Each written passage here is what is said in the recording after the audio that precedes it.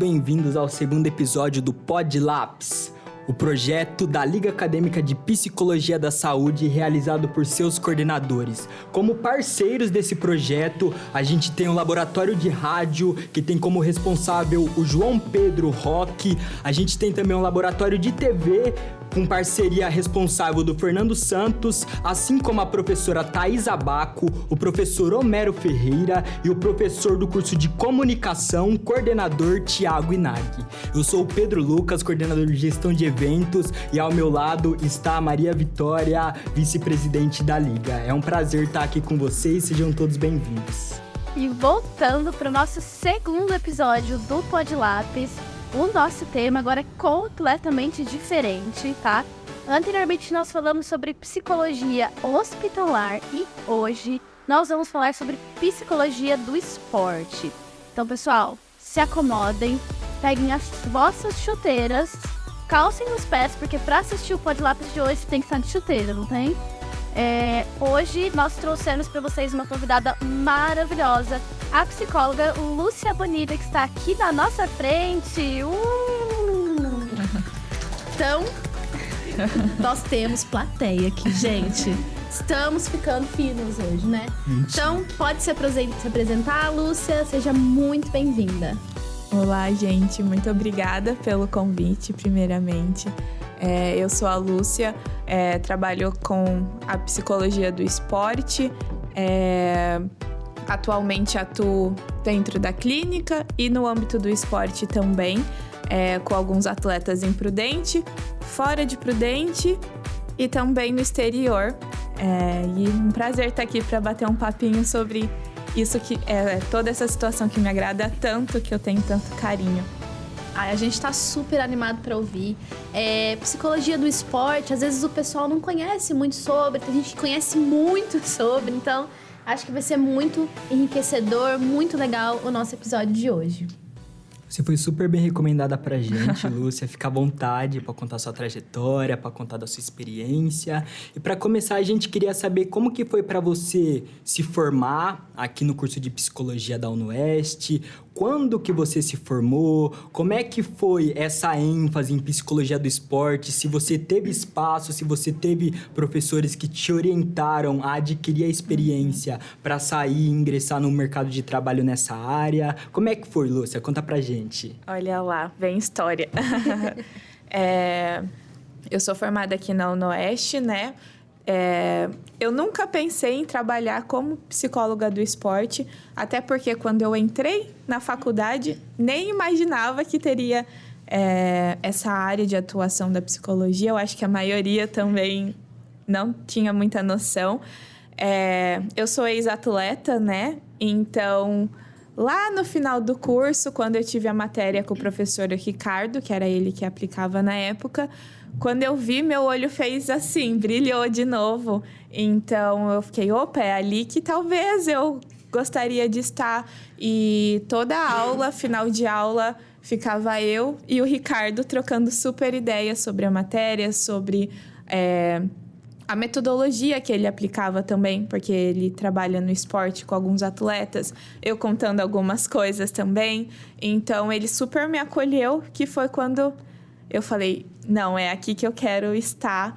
E depois eu escolhi a abordagem da psicanálise na clínica e logo em seguida escolhi ele também para trabalhar com esse estágio específico, né? E ele foi meu supervisor por algum tempinho, logo em seguida ele precisou sair daqui da UniOeste e entrou o Wesley, onde também fui super bem acolhida. A gente caminhou muito junto, não só com os professores, mesmo o Ricardo um pouquinho mais fora, ele sempre acompanhou a gente também, mas também com os outros estagiários que estavam junto comigo, o Breno, a Bia. A gente mantém esse contato e esse grupo até hoje, trabalhando, trocando ideia. Então, foi fundamental esse suporte para a gente começar a caminhar nessa parte do esporte até chegar no estágio. Então é um caminho longo que com certeza tiveram professores maravilhosos. Aqui no curso agora é o Wesley, né? Inclusive, Isso. Wesley, oi, eu sei que você está assistindo, tá? Já deixa o like aí. Eu tenho algumas perguntas pra você, são várias perguntas dentro uma da outra, igual uma boneca russa. Eu vou fazer a primeira pra gente Tudo bem. não ir se atrapalhando, né? Qual que é a sua definição de psicologia do esporte? Pra você, psicóloga Lúcia Bonilha, o que é a psicologia do esporte? Vamos lá. Vou misturar um pouquinho da minha individualidade nisso, porque eu acho que a Lúcia, como pessoa e como psicóloga, acaba se misturando e isso eu não consigo responder só como profissional. Como eu disse, eu era atleta, eu nadei por Presidente Prudente por um tempo e foi o momento que eu desisti de nadar que eu vi, opa, não tá dando para mim, mas o que não tava dando era ansiedade. Pré-competição, pós-competição, e foi o momento que eu desisti de nadar. Então, eu vejo, quando eu entrei para trabalhar como a psicóloga do esporte, toda essa situação, eu me deparei de, opa, pera lá, a psicologia do esporte não é só esporte, né? É a nossa saúde também. Então, a gente precisa trabalhar mente e corpo. Eu sempre falo isso para os meus atletas, nós somos biopsicossociais. Eu acho que vocês escutam muito isso aqui na faculdade. E o esporte é a mesma coisa. Nós precisamos trabalhar mente e corpo a todo momento. Então, eu acho que a melhor definição para mim da psicologia do esporte é a elaboração dessa mente, desse corpo juntos, né? Para que a gente consiga ter esse alto rendimento, o melhor para os atletas. E assim, eu quero saber atualmente com quais modalidades esportivas você atua? Tá, vamos lá. De começo, eu tenho a natação, né? Trabalho com o pessoal da Pam Prudente, que foi aonde eu comecei como estagiária quando eu entrei na psicologia do esporte, mantenho contato com eles. Tenho alguns no particular também na natação, sem ser daqui de Prudente. Eu trabalho também com o futsal, alguns atletas no particular no futsal. Trabalho com alguns atletas no basquete e no beisebol também. O beisebol é fora do Brasil. E também uma coisa que eu acho que as pessoas não conhecem muito e eu acho muito interessante, com o esporte universitário também, que de um tempo para cá vem crescendo bastante. E até mesmo dentro e fora do Brasil é onde o pessoal do alto rendimento na adolescência consegue, às vezes, exercer, né, esse esporte que está ali dentro deles também. Então, é uma parte que eu também trabalho. Nossa, então você pegou muitas áreas, né? Muito interessante. Sim. Super legal. Pode dar prosseguimento, Pedrinho. Mais perguntas. Lúcia, você acha que existem efeitos positivos da prática do esporte no desenvolvimento psicológico, na nossa saúde mental? O que você me fala? Sim, com certeza. Nós precisamos dessas habilidades mentais para tudo, né? E no esporte não é diferente. Ali a gente consegue fazer autorregulação, nos entender primeiro para poder depois ter esse desenvolvimento melhor dentro do esporte, principalmente, esse alto rendimento deles. Então, com certeza, é muito importante, principalmente, eu acho que focar nisso, deles conseguirem se entender e saber como está funcionando ali o próprio mente e corpo. Então, nesses treinamentos de habilidades psicológicas, né, devem ter vários fatores, várias questões. Como que esses treinamentos podem ser feitos? O que é realizado? Uhum. Eu adorei essa pergunta. As pessoas não têm noção quase da psicologia do esporte, como funciona. E esses treinos de habilidades é o nosso pilar ali, né? Com ele, a gente consegue entender muita coisa que está acontecendo com cada atleta individualmente também. Ele funciona de preferência, esse treino de habilidades, antes de começar campeonatos, pré-campeonatos, para a gente começar, porque é toda uma reeducação para entrar, como eu posso explicar, para eles começarem a entender. Porque, assim, eles treinam todos os dias o corpo. E tá ali, vou pegar o exemplo da natação prudente. Eles treinam 5 horas por dia o corpo todos os dias. Só não treina de domingo. Então, até conseguir fazer uma reeducação de calma lá. Vamos ter que mexer nesse treino, horários também, a gente precisa dessa disponibilidade. Precisa ser tudo antes de competição, né? Para eles conseguirem se adaptar também. Então, a gente faz uma educação para explicar sobre os treinos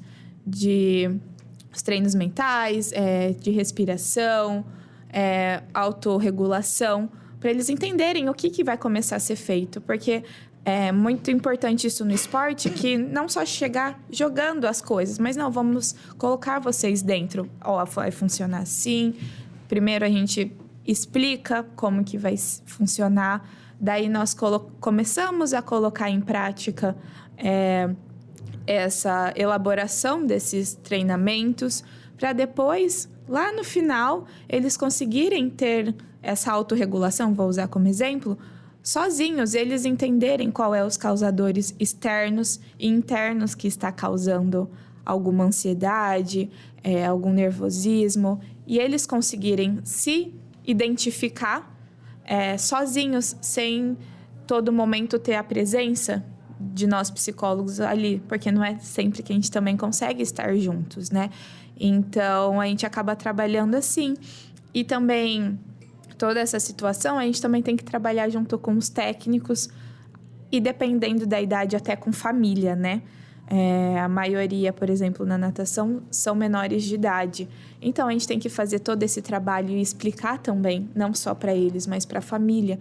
E abraçar todo mundo que está ali em volta, que acaba acontecendo nesse momento que a gente começa a trabalhar mesmo essa questão psicológica, porque a gente precisa entender também, às vezes, da família o que está acontecendo. Nossa, isso é muito interessante. Eu tô numa parte da faculdade que eu ainda não tive a psicologia do esporte, com teoria, com prática. E no meu conhecimento, assim, de senso comum, eu achava que vocês só cuidavam dos atletas. Mas é muito interessante, tudo bem, é um pouco óbvio se eu pensasse um pouquinho mais, que é um trabalho com a família, com os treinadores. Sim. Nossa, muito interessante, eu realmente não tinha ideia. Muito legal mesmo. E acho interessante isso, né? Até eu, quando eu entrei para trabalhar com psicologia do esporte, a gente nunca para pensar. A gente acha também que aquele alto rendimento, vamos pegar um Phelps aí, né? E vamos trabalhar com eles. Mas não, a gente faz esse acompanhamento com os técnicos. Eu valorizo muito, desde o primeiro contato na natação, uma coisa que o Ricardo e o Wesley também me ensinaram, é o multidisciplinar. Não é só, por exemplo, psicologia do esporte, psicologia escolar, também tem o multidisciplinar. Então, a gente precisa trabalhar esse multidisciplinar, porque é fisioterapeuta, é atleta, é técnico, tem outros que tem diretor de clube com cobrança. Então, a gente tem que trabalhar toda essa situação e a família principalmente, porque a gente precisa entender também da onde vem, às vezes, toda essa cobrança. Nós, como os psicólogos, a gente sabe que tem muita coisa por trás, né? Será que nossos atletas querem estar lá? Isso principalmente na adolescência. Será que eles querem? Ou será que é mãe que quer, pais, ex-atletas, família no esporte que ainda continua ali?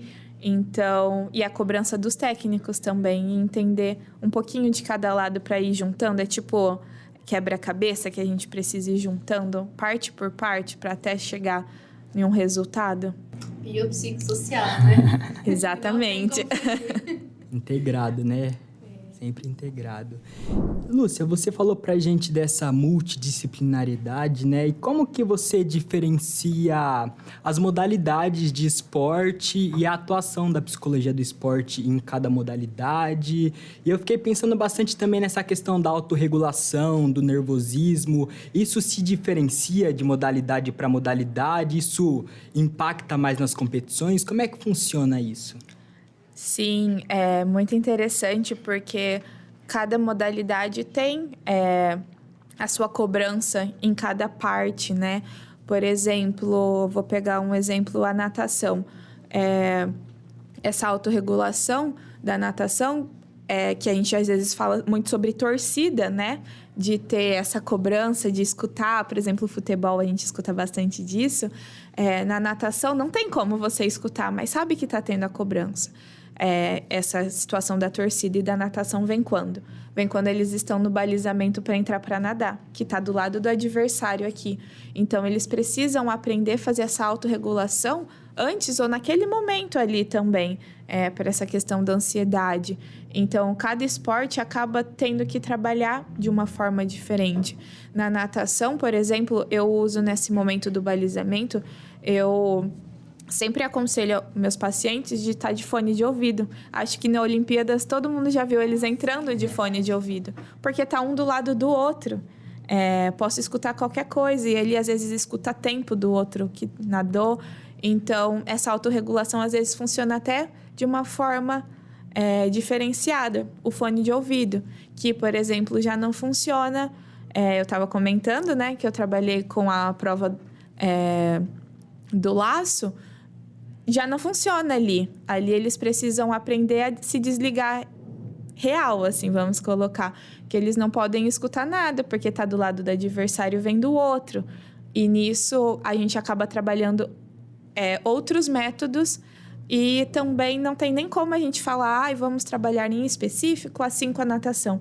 Porque eu sou uma pessoa, o outro é outra pessoa, então a gente vai trabalhando também nessa autorregulação individual de cada um, quando necessário também. Nossa, isso é muito legal e me surgiu uma pergunta enquanto você estava falando. Então, o psicólogo do esporte, ele vai nas competições e fica naquele momento?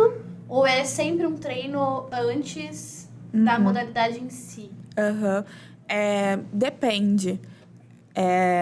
Algumas competições a gente acaba seguindo, né? Tem como ir, outras sem condições também muito longe, tem toda essa questão. Então, a gente acaba acompanhando no que a gente consegue. Mas, na maioria das vezes, a gente fica um pouco mais de fora. Por isso que a gente sempre fala de fazer esses treinos, fazer essa reeducação antes de começar a competição, né? Antes de todos esses treinamentos, porque para até ter um tempo de chegar na competição de fato e ele conseguir ir elaborando sozinho essa autorregulação. Alguns pacientes eu faço esse atendimento às vezes em competição online. Estou ali, então a gente consegue ter ao vivo, entre aspas, esse contato, né? Esse feedback deles. A gente consegue ter mais esse retorno, às vezes que não é tão possível. Mas a gente tenta o máximo que a gente consegue em acompanhar eles na competição, porque é totalmente diferente. Nossa, muito interessante. Tô descobrindo várias coisas que eu não tinha ideia realmente, viu? Também não. Agora eu quero saber sobre se você já teve alguma experiência ou já ouviu algum relato do trabalho com atletas PCD. Como que é esse trabalho, assim, na elaboração, tudo que tem em volta desse atleta PCD? Vamos lá. Por sinal, na natação de Prudente, né, no PCD, nós temos estagiários da psicologia esse ano lá, na equipe da Micheline. Eu nunca trabalhei com atletas PCD. O pouco do contato que eu tive foi nesse multidisciplinar que eu falo para vocês. Tenho um amigo que é educador físico, que trabalhou junto com eles ali, que é o Lucas Bigueto.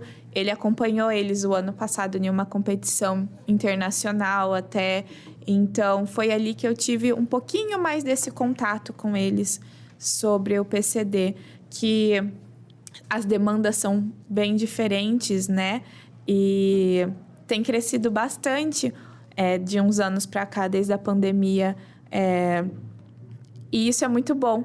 E aqui em Prudente, não sei se vocês sabem, mas a equipe da Micheline é uma das mais fortes que tem na natação, né? E ela também é treinadora paralímpica.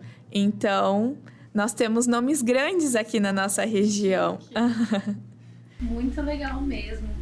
E ainda bem, né, que a gente está tendo mais foco para esses tipos de atleta, né, para esses atletas. Acho que graças às Olimpíadas, né, que teve bastante foco durante a pandemia.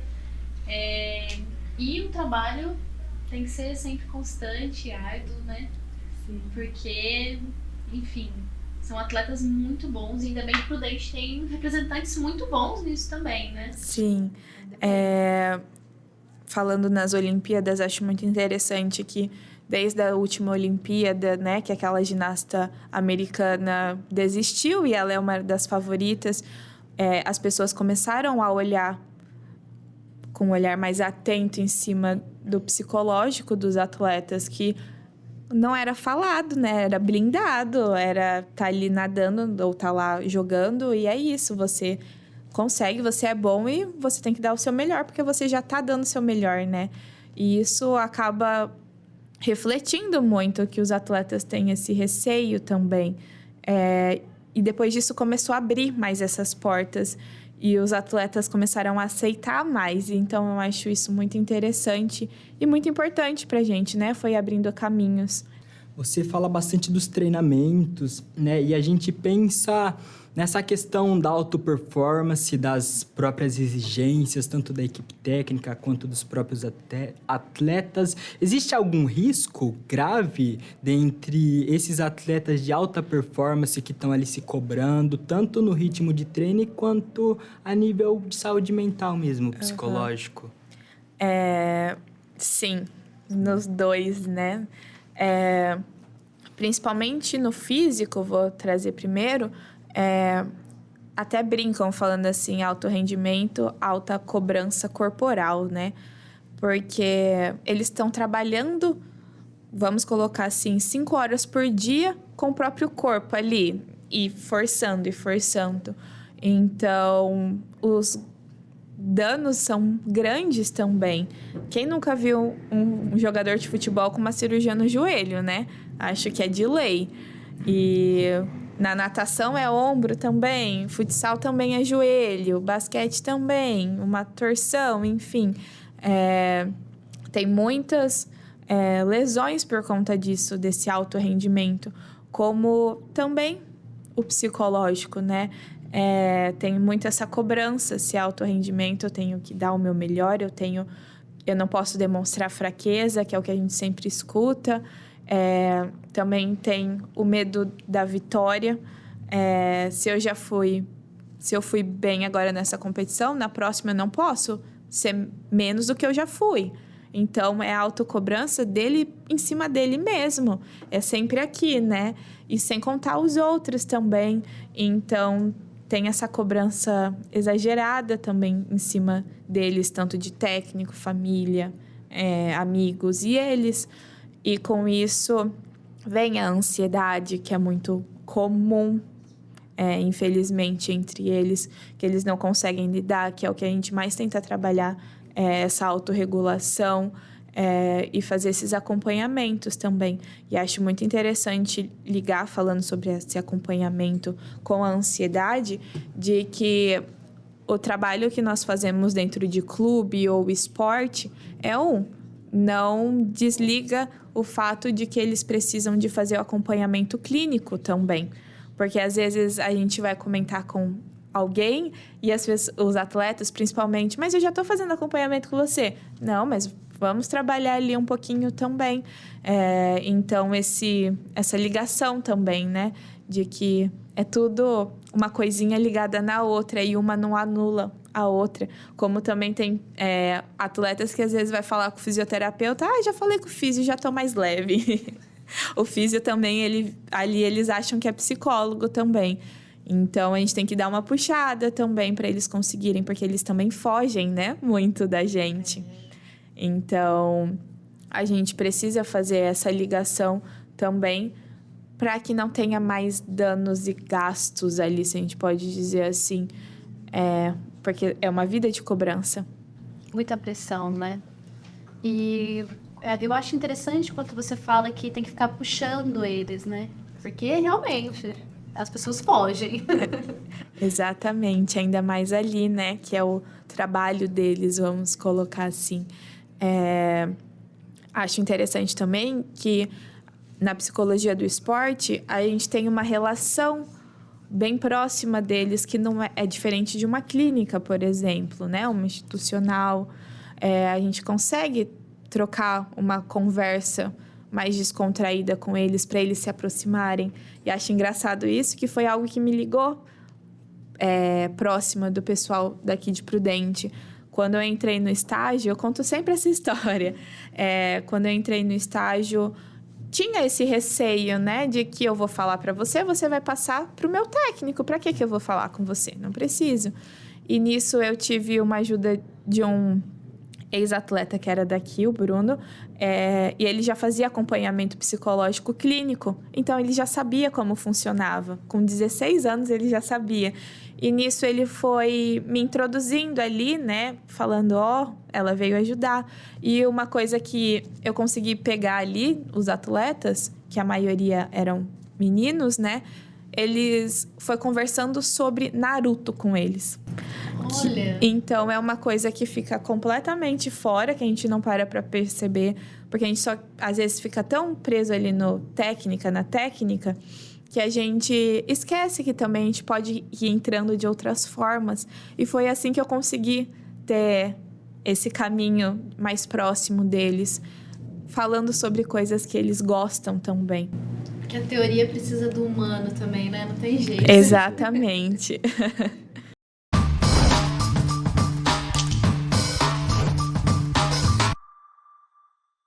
E depois dessa vinheta maravilhosa que a nossa coordenação do Podlabs fez, nós temos um joguinho completamente inédito que criamos, que se chama Verdadeiro ou Falso. Então, Lúcia, a gente vai falar algumas frases para você e você vai poder falar se é verdade ou não, né? Verdadeiro e falso. E você pode explicar também, se você quiser. Se quiser deixar um mistério também, assim pode, tá? Então, pessoal, atenção para o nosso primeiro joguinho do Podlabs. Lúcia, coaches podem substituir o trabalho do psicólogo? O que vocês acham?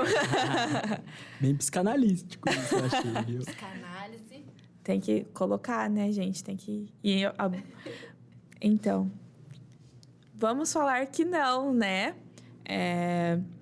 O coach acaba trabalhando muito o senso comum, vamos colocar assim, né? O senso comum, na maioria das vezes, são ex-atletas nesse âmbito do esporte.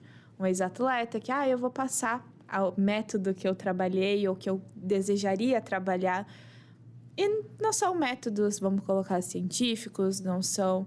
São ali na tentativa e erro do senso comum.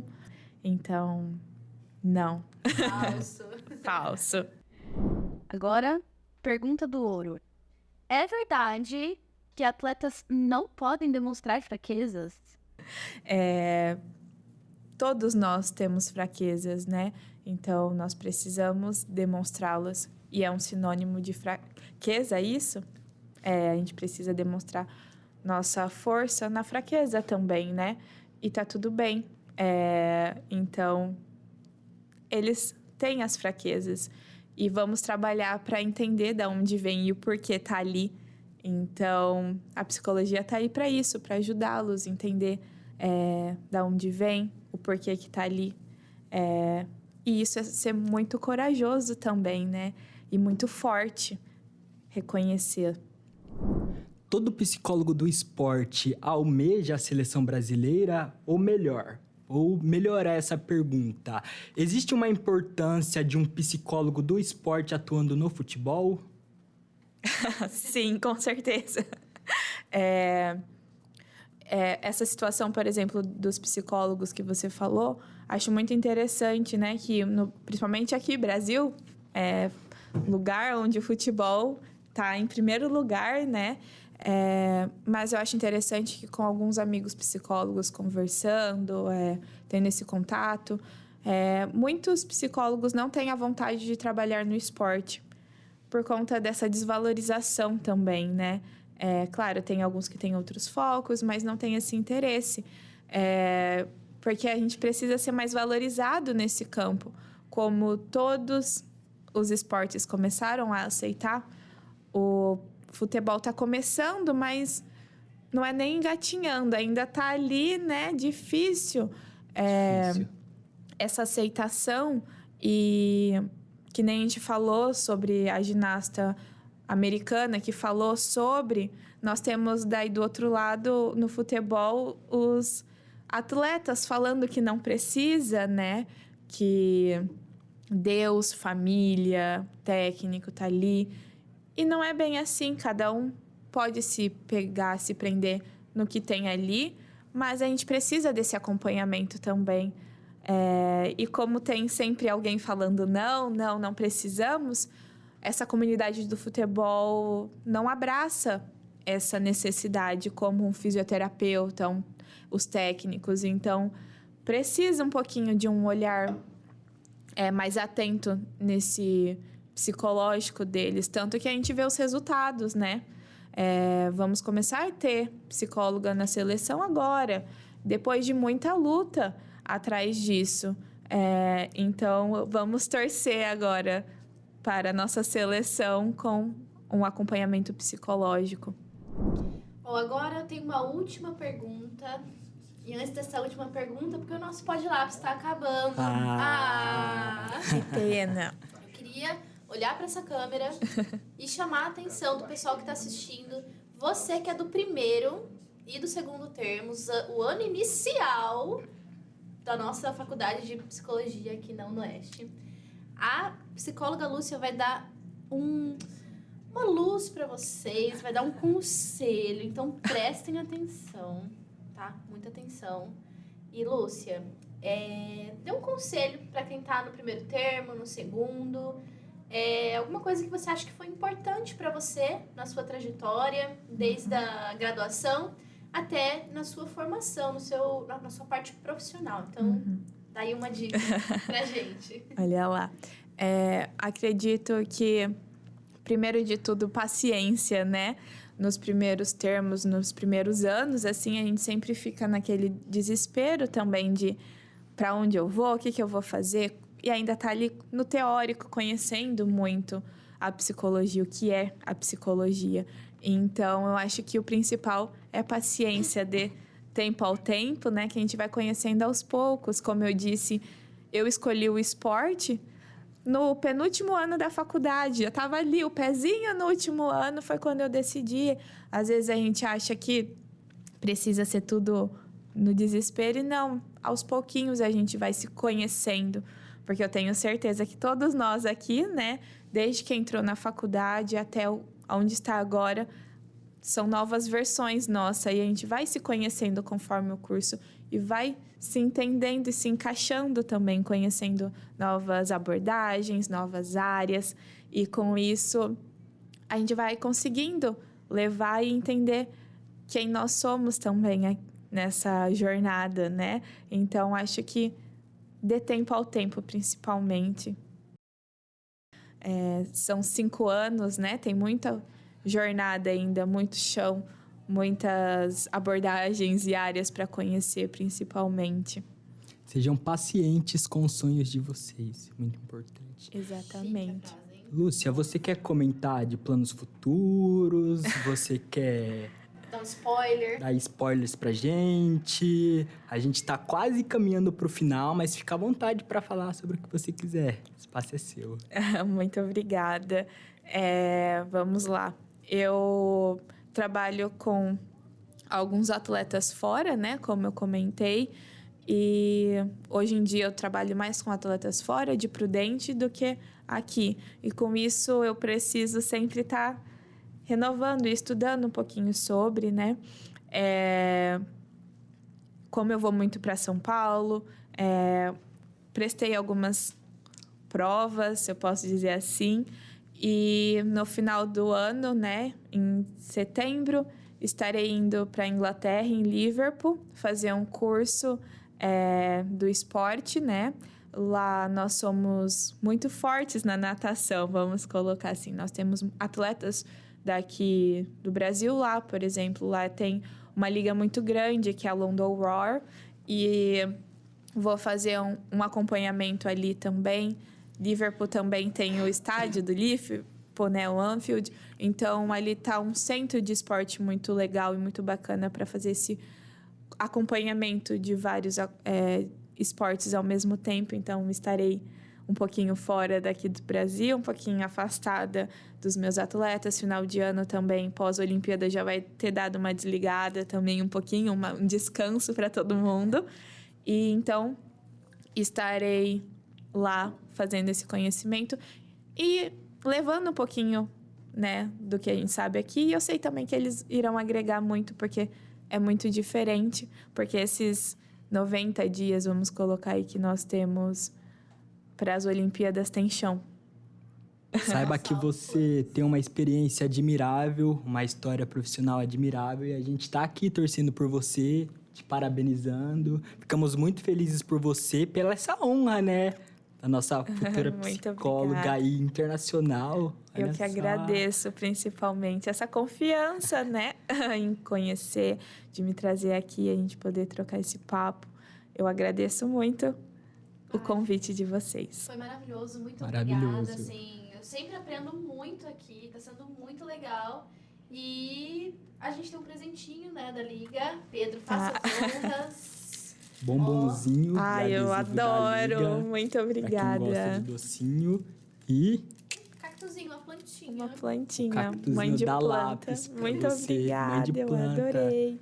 Adorei, gente. Muito para te obrigada. acompanhar na sua viagem, na sua Ai, Dá jornada. presente pra pessoa poder voltar e Ai, eu fazer vou mais voltar. um Podlápis com a gente. Eu volto da próxima vez com mais coisas na bagagem pra gente conversar agora. Ai, muito obrigada. O Podlápis vai se encerrando por aqui. Não se esqueça de curtir, de compartilhar. Se você está ouvindo a gente no Spotify, manda para aquele amigo que precisa ouvir sobre psicologia do esporte. Se você está assistindo a gente pelo YouTube, não deixe de fazer todo o caminho. Se inscrever, curtir, compartilhar e comentar também. Perfeito. Tá? Então, muito obrigada pela audiência, pessoal. Muito obrigada por estarem aqui. E muito obrigada, Lúcia. Você foi incrível. Muito obrigado, obrigada. Lúcia. Eu que agradeço estar aqui com vocês.